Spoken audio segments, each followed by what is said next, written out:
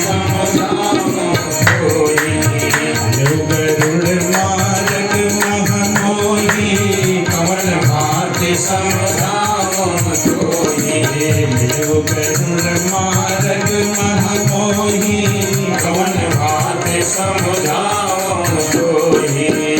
गरुड़ महाराज, अरे आप मुझे रास्ते में मिले हो, कैसे समझाऊं? तो महाराज उनका अहंकार शिव जी ने और बढ़ा दिया, अर्थात मेरा रोग बड़ा है, कोई डॉक्टर इस रोग को काट नहीं पा रहा है, इतना बड़ा हो गया हूँ।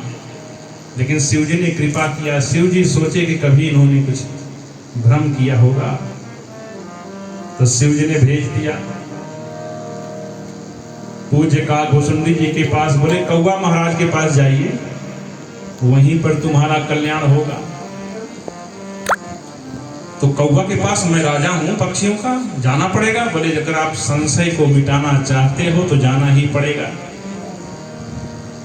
तो पूज्य गरुड़ महाराज काकभूषुंडी जी के आश्रम में पधार रहे हैं।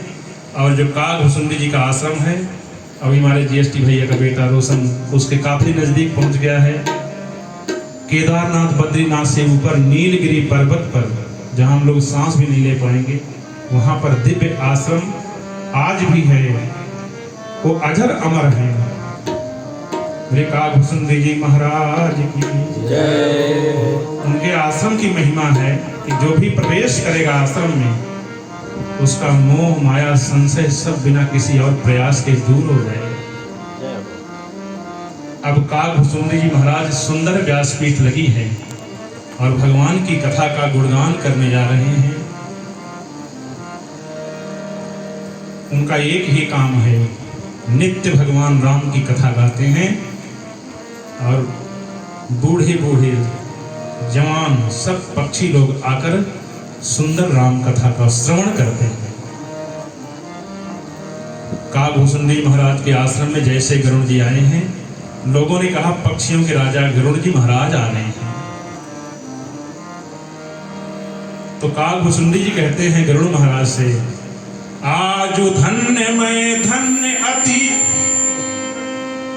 यद्यप सब विधिहीन, निज जन जानी राम मोहि, संत समागम दीन। मैं धन्य हो गया।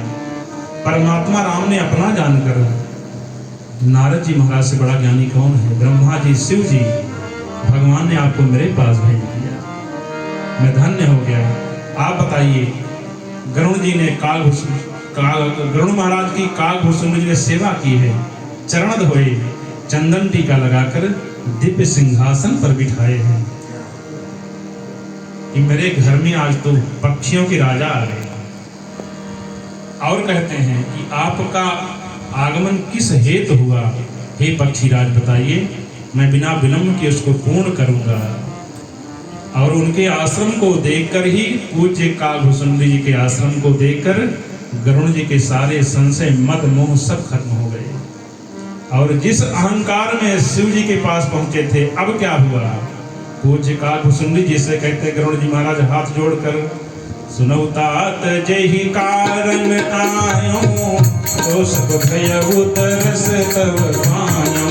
सुनौ तात जेहि कारण आयो, सो सब भयउ तरस तव पायो। सुनौ तात जेहि कारण आयो, सो सब भयउ तरस तव पायो। सुनौ तात जेहि कारण आयो, सो सब भयउ तरस तव पायो। देख परम पिरहाकुल, गयो मोह संशय नाना भ्रम। देख परम पावन तव आश्रम, गयो मोह संशय नाना भ्रम।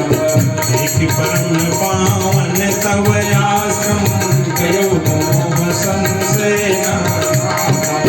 अब श्री राम कथा अति पावन, सदा सुखद दुख कुंज न सावन।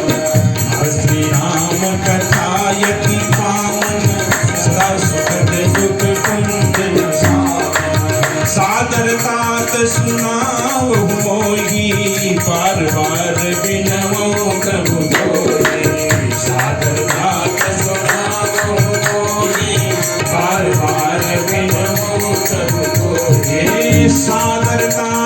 सुनाओ मोही बार बार विनवो प्रभु तोहि। अब करें सादर तात सुनाओ मोही। अभी तक राम जी कौन हैं, लेकिन ये संत का प्रभाव है, ये संत की कुटिया का प्रभाव है, एक काकभूषुंडी जी की तपस्या का प्रभाव है। हम लोग भी किसी संत महात्मा के पास जाते हैं तो उनके प्रताप को तुरंत प्राप्त कर लेते हैं। हजारों हजारों वर्ष की तपस्या हमारे को पल भर में प्राप्त हो जाती है। इसीलिए कहते हैं सतसंगति संत के दर्शन दुर्लभ हैं। अब मिल जाएं तो अपने सौभाग्य की सराहना करनी चाहिए। अनेकों प्रकार की कथा काकभूषुंडी जी ने गरुड़ महाराज को सुनाई है, पूरी कथा सुनाई है।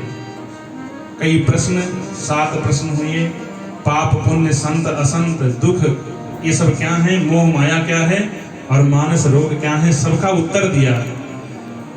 लंबी कथा है, फिर कभी आप लोगों को सुनाएंगे।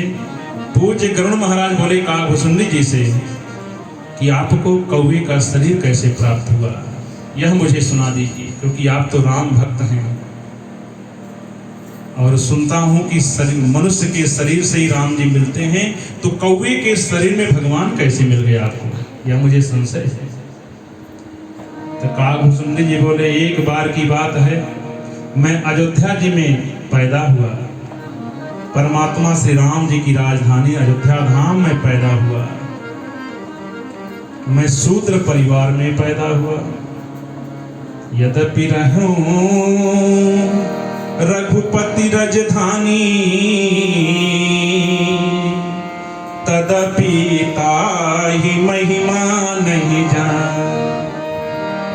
यद्यपि मैं अयोध्या जी में निवास करता हूं, भगवान हमारे राजा हैं, लेकिन मैं उनके प्रताप को जान नहीं पाया।